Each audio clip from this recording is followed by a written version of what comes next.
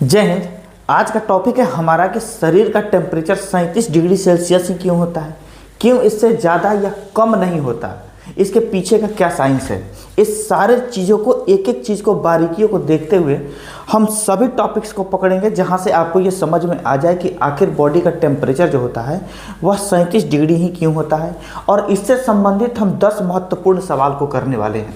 आपको बड़ा ही मज़ा आने वाला है सेशन में, तो जीवंत विद्यापीठ पर बने रहिए। और जीवंत विद्यापीठ पर बने रहने के लिए आप चैनल को सब्सक्राइब जरूर कर लीजिएगा, क्योंकि ऐसे ऐसे साइंस के फैक्ट्स आपको बार बार देखने इस सिलसिले में हम सबसे पहले समझते हैं कि एक्चुअली बॉडी टेम्परेचर क्या होता है, शारीरिक तापमान क्या होता है। इस बात को समझिएगा आप लोग। शारीरिक तापमान यानी इंग्लिश में कहें तो बॉडी टेम्परेचर। ये बॉडी टेम्परेचर क्या होता है, देखिए एक्चुअली जब भी आप जैसे ठंडा के समय चाहे गर्मी के समय है, अपना हाथ अपने मुंह के पास ले जाइए, आपको एक गर्माहट सी महसूस होगी। ये गर्माहट क्या मुंह में आग रख के पैदा किया जा रहा है? नहीं ना, नहीं किया जा रहा है। आप अपने बॉडी को ऐसे छू रहे हैं तो आपको हीट महसूस हो रहा है। ये कहाँ से हो रहा है? ये बॉडी में एक टेम्परेचर है। अब ये जो टेम्परेचर जो तापमान है एक्चुअली में वही हमारा, उसी को हम बॉडी टेम्परेचर कहते हैं।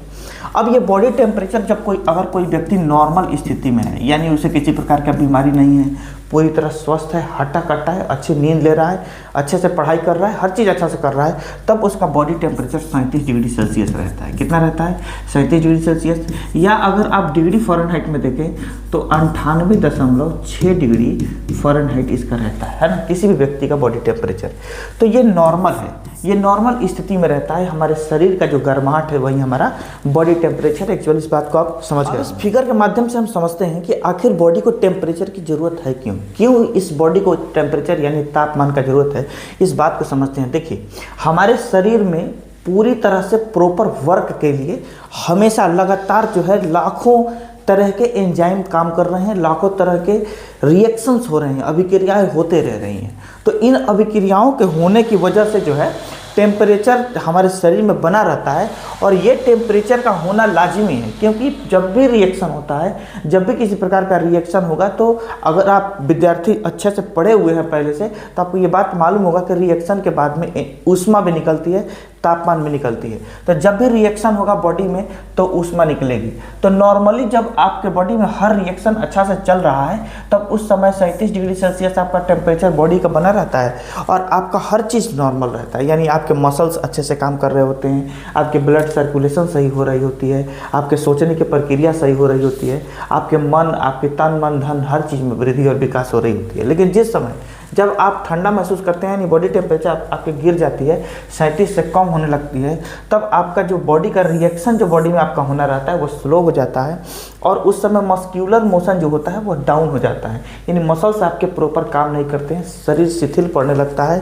फिर इसी के बाद अगर देखें तो अगर बहुत ज़्यादा शरीर में गर्मी आ जाए, बहुत ज़्यादा हीट आप झेलने लगे, तो उस समय क्या होगा? तो बॉडी का जो ये रिएक्शन का जो फॉर्मूला है, जो ये एंजाइम्स जो आपके शरीर में काम कर रहे हैं, वो एंजाइम डैमेज होने लगते हैं, यानी वो टूटने फूटने लगते हैं। किस वजह से?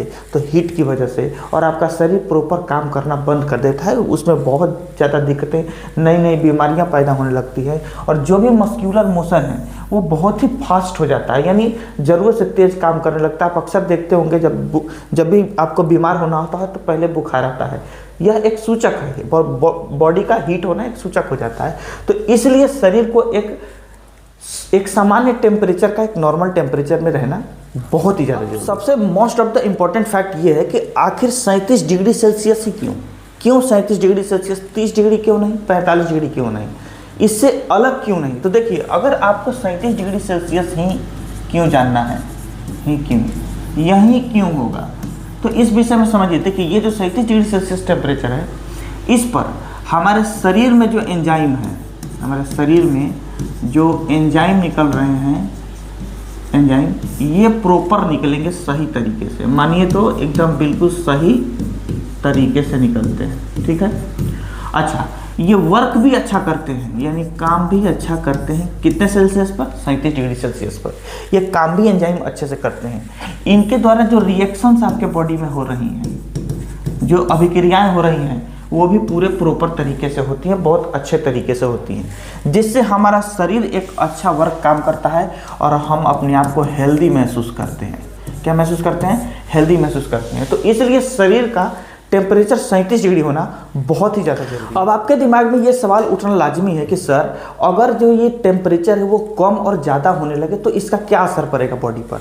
तो देखिए, जो हमारा तापमान है जिसको आप टेम्परेचर के नाम से जानते हैं, ये टेम्परेचर यदि बाबू कम होने लगे, ठीक है, और दूसरी तरफ हम बात करेंगे कि ज़्यादा होने लगे तो क्या होगा।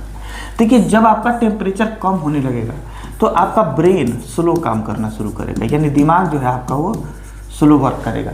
जब भी टेम्परेचर डाउन होगा तो ब्रेन क्या करेगा, वो स्लो वर्क करेगा आपका, ठीक है। उसके बाद शरीर आपका शिथिल पड़ने लगेगा, शरीर शिथिल पड़ जाएगा, यानी आप धीमे पड़ जाएंगे, ठंडे पड़ जाएंगे, अच्छे आपको मज़ा नहीं आएगा। हो सकता है आप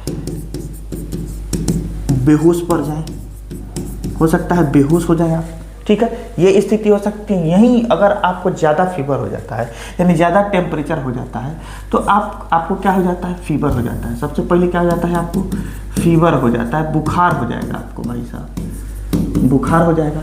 जब बुखार होगा तो अधिक और भी ज़्यादा टेम्परेचर होने पर टेंशन हो जाता है किस चीज़ का, तो हार्ट अटैक का, हार्ट अटैक का, यानी हार्ट स्ट्रोक आपको आ सकता है, दिल का दौरा पड़ सकता है। इसके बाद यदि आपको और भी ज़्यादा हो जाए तो आपके इसमें एंजाइम काम करने बंद कर देते हैं, एंजाइम काम करना बंद कर देता है, ठीक है, एंजाइम प्रॉपर काम ही नहीं करेगा आपका, ठीक है। तो इस तरह से एंजाइम वगैरह सब रुक जाते हैं काम करना, और टेम्परेचर का कम और ज़्यादा होने का ये असर हमारे ऊपर पड़ता है। ये सवाल उठना लाजमी है कि सर ये टेम्परेचर, अपना जो बॉडी है ये टेम्परेचर को मेंटेन कैसे करता है, कैसे कंट्रोल रखता है।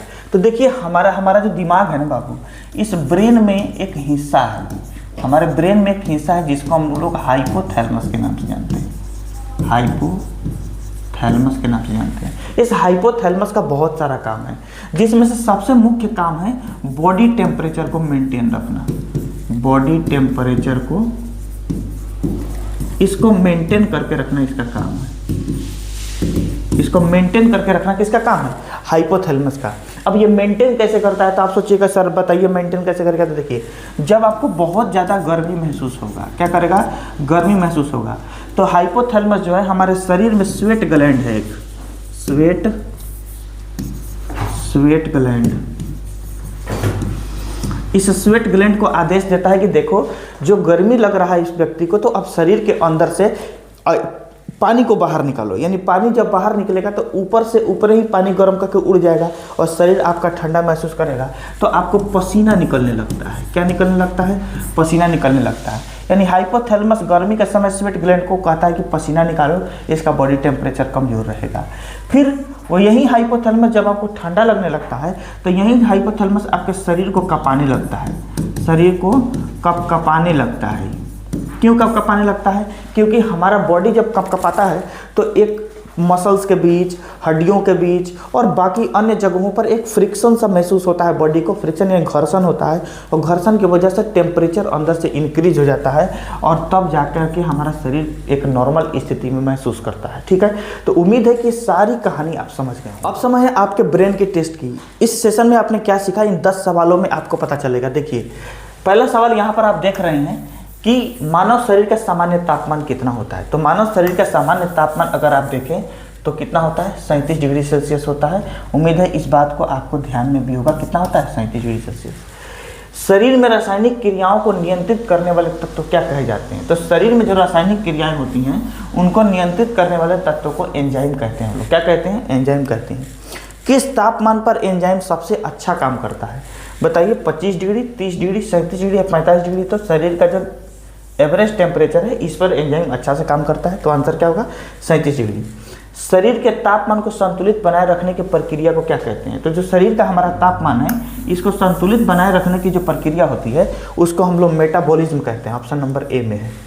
शरीर का तापमान बहुत कम होने पर कौन सी स्थिति उत्पन्न हो जाती है, तो शरीर का तापमान बहुत कम होने पर जो स्थिति उत्पन्न हो जाती है, इस ऑप्शन में आप जरा पढ़िए फिर बताइए हमको।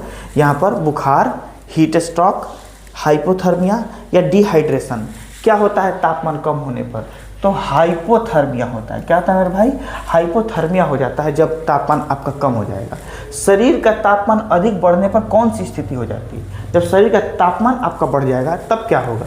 हाइपोथर्मिया, हीट स्ट्रोक, एनीमिया या डायबिटीज़। तो हीट स्ट्रोक, यहाँ पर हार्ट स्ट्रोक होना चाहिए, यानी दिल का धड़कन जो है वह रुक सकता है, चौक हो सकता है। ऑप्शन नंबर बी होगा। यहीं अगले सवाल पर बढ़ते हैं। अगला सवाल यहाँ कहता है कि शरीर के तापमान को नियंत्रित करने वाला मस्तिष्क का कौन सा भाग है? तो वो कौन सा है? हाइपोथैलेमस है। कौन सा है? हाइपोथैलेमस। शरीर अधिक गर्म होने पर कौन सी प्रक्रिया करती है? जब शरीर अधिक गर्म हो जाएगा तो पसीना आता है। क्या आता है? पसीना। शरीर ठंडा होने पर कौन सी प्रक्रिया करती है? तो ठंडा होने पर कांपने लगता है शरीर। 37 डिग्री सेल्सियस तापमान को क्यों आदर्श माना जाता है?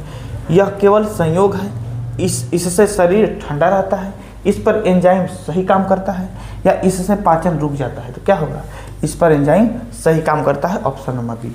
उम्मीद है कि जीवंत विद्यापीठ पे आपने बहुत सारी चीज़ें सीखी होंगी इस सेशन में, और इसी तरह से इंटरटेनिंग, इंगेजिंग और तथ्यों से परिपूर्ण साइंस के फैक्ट्स को जानने और समझने के लिए हमारे चैनल से जरूर जुड़िएगा और शेयर जरूर लगाइएगा। मिलते हैं नेक्स्ट वीडियो में। जय हिंद।